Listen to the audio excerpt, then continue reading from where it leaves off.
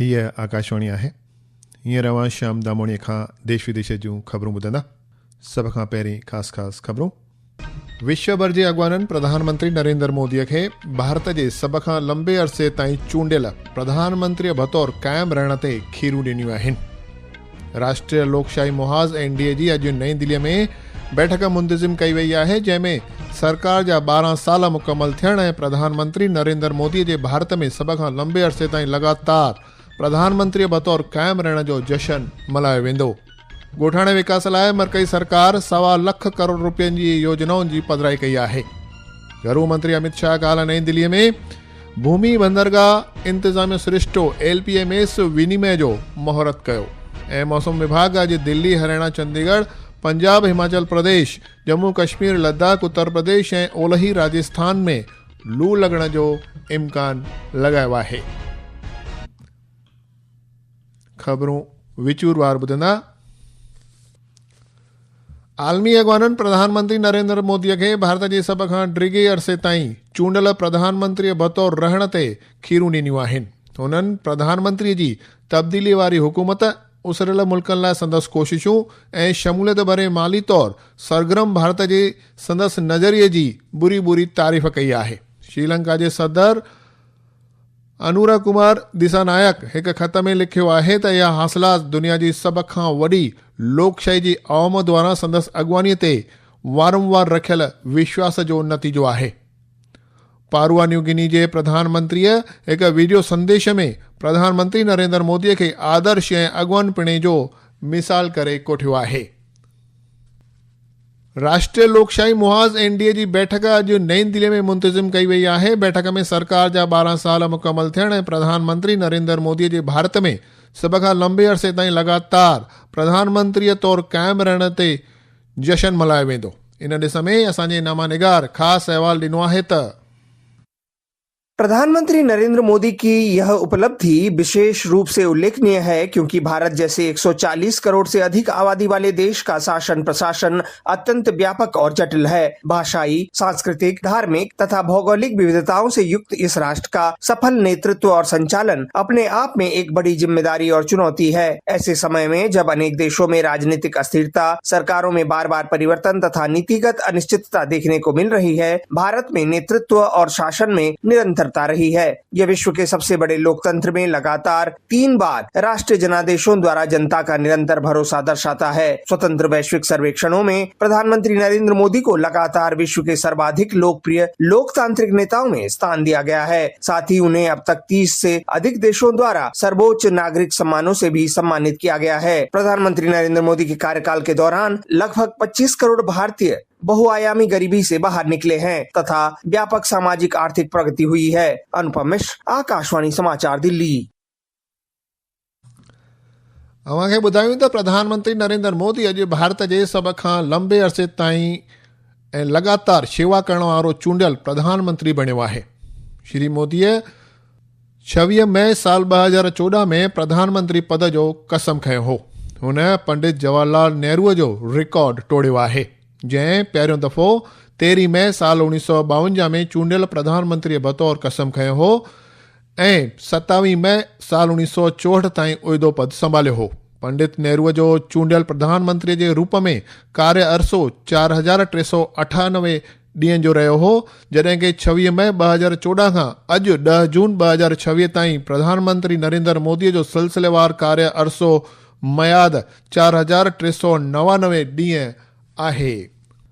प्रधानमंत्री नरेंद्र मोदी जे जन्म स्थान गुजरात जे वडनगर में संदसि 12 सालनि जे कामयाब हुकुमरानीअ जे मद्देनज़र सिलसिलेवार प्रोग्राम मुंतज़िम कया विया आहिनि, जंहिंमें अवामी भाईवारे ते ख़ासि ध्यानु मर्कूज़ कयो वियो आहे। भारत जे विकास जो नज़रियो विषय ते इहे प्रोग्राम आधारित आहिनि। असांजी अहमदाबाद वारी नामानिगार ख़ासि अहवालु ॾिनो आहे त प्रधानमंत्री नरेंद्र मोदी के गृहनगर वडनगर में उनकी 12 वर्षों के सफल शासन के उपलक्ष्य में आज कई विशेष कार्यक्रमों का आयोजन किया जा रहा है। इस अवसर को यादगार बनाने के लिए जिला प्रशासन द्वारा आज शाम 7 बजे ऐतिहासिक शर्मिष्ठा झील पर एक भव्य महाआरती और 10,000 दीपक जलाने की विशेष व्यवस्था की गई है। इसी के साथ प्रदेश भाजपा द्वारा प्राचीन हाटकेश्वर मंदिर में भी कई कार्यक्रमों का आयोजन किया गया है, जिसकी शुरुआत शाम 4:30 बजे स्वच्छ भारत अभियान और स्वच्छता कर्मियों के सम्मान समारोह के साथ होगी। भारतीय जनता पार्टी द्वारा राज्य भर के 18 अलग अलग धार्मिक स्थलों पर एक साथ स्वच्छता अभियान और महाआरती का आयोजन किया जा रहा है। अपर्णा खूंट, आकाशवाणी समाचार, अहमदाबाद। ये खबरों में आकाशवाणी तव्हां ॿुधी रहिया आहियो। ये खबरों तव्हां असांजे YouTube channel air news Gujarat ते पिणु ॿुधी सघंदा आहियो। वधीक ख़बरुनि लाइ तव्हां असांजी वेबसाइट newsonair.gov.in ते राब्तो करे सघो था।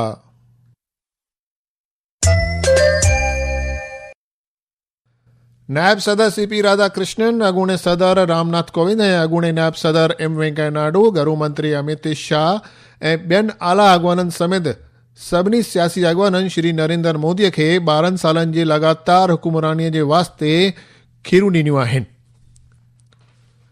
मरकज़ में प्रधानमंत्री नरेंद्र मोदी जी अॻवानीअ में हुकूमत जा 12 साल मुकमल थियण तहत मुल्क भर में शुरू कयल मुहिम जे हिकु हिसे तौरु अॼु उत्तर प्रदेश जे समूरे 403 विधानसभा चूंड तकनि में आयल मंदरनि में ख़ासि प्रार्थना सभाउनि जो बंदोबस्त कयो वियो आहे। पार्टी अॻवान ऐं कार्यकर्ता प्रधानमंत्री नरेंद्र मोदीअ जी सुठी सिहत ऐं लंबी अवर जे लाइ प्रार्थना कंदा। प्रधानमंत्री नरेंद्र मोदी जे पार्लियामेंट्री चूंड तक वाराणसी में ख़ासि प्रोग्राम मुंतज़िम कया विया आहिनि। गृह मंत्री अमित शाह काल्ह नई दिल्लीअ में भूमि बंदरगाह इंतज़ामिया सिरिश्तो LPMS यानी विनिमय जो इफ़्तिताह कयो। इहो भारत जी भूमि सरहदुनि वटि माल ढोइण प्रक्रिया ऐं यात्रियुनि जी अचवञ खे डिजिटल ऐं सहजो बणण जे ॾिस में हिकु अहमियत भरियो क़दम आहे। इन मौक़े ते श्री शाह चयो त इहा पहल जदीद ऐं तकनीक लैस सरहद इंतज़ाम सिरिश्ते जे निर्माण लाइ सरकार जी वचनबद्धता ज़ाहिर करे थी। हुन चयो त इहो मंच विकसित भारत 2047 जे नज़रिए मुताबिक़ आहे ऐं वापार सहूलियत, राब्तो ऐं राष्ट्रीय सलामतीअ खे मज़बूत करे थो। हुन अॻिते ईअं बि चयो त हमारी स्मार्ट बॉर्डर की संकल्पना में लैंड पोर्ट अथॉरिटी का बहुत बड़ा योगदान आने वाले दिनों में है। ये जो लैंड पोर्ट मैनेजमेंट सिस्टम और स्मार्ट बॉर्डर की संकल्पना, ये दो मिलकर एक प्रकार से अभेद और सुरक्षित बॉर्डर का निर्माण करेंगे, इसमें मेरे मन में कम से कम कोई शंका नहीं है। ॻोठाणे विकास लाइ मर्कज़ी सरकार 1.25 लाख करोड़ रुपयनि जी योजनाउनि जी पधिराई कई आहे।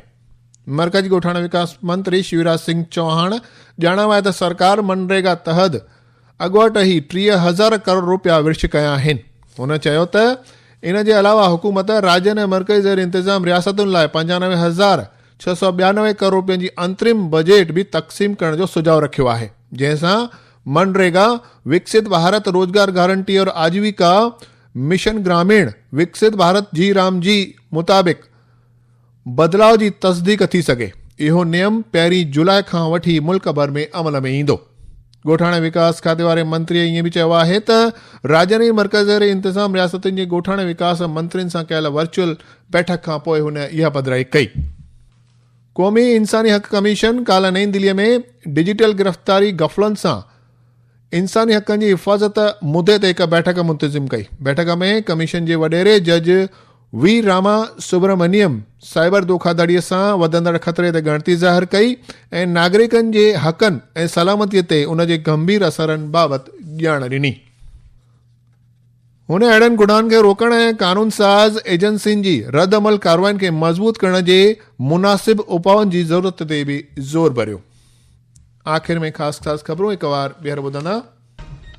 विश्व भर जे अॻवाननि प्रधानमंत्री नरेंद्र मोदीअ खे भारत जे सभ खां लंबे अरसे ताईं चूंडियल प्रधानमंत्रीअ बतौर क़ाइमु रहण ते खीरूं ॾिनियूं आहिनि।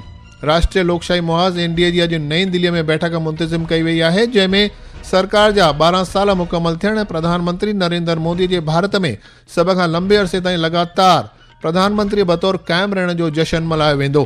ॻोठाणे विकास लाइ मर्कज़ी सरकार 1.25 लाख करोड़ रुपयनि जी योजनाउनि जी पधिराई कई। गृह मंत्री अमित शाह काल्ह नई दिल्लीअ में भूमि बंदरगाह इंतज़ामी सिरिश्तो LPMS यानी विनिमय जो महूरत कयो ऐं मौसम विभाग अॼु दिल्ली, हरियाणा, चंडीगढ़, पंजाब, हिमाचल प्रदेश, जम्मू कश्मीर, लद्दाख, उत्तर प्रदेश ऐं ओलही राजस्थान में लू लॻण जो इम्कान ॼाणायो। आकाशवाणी तां सिंधी में ख़बरुनि जो इहो अंक हिते समाप्त थियो।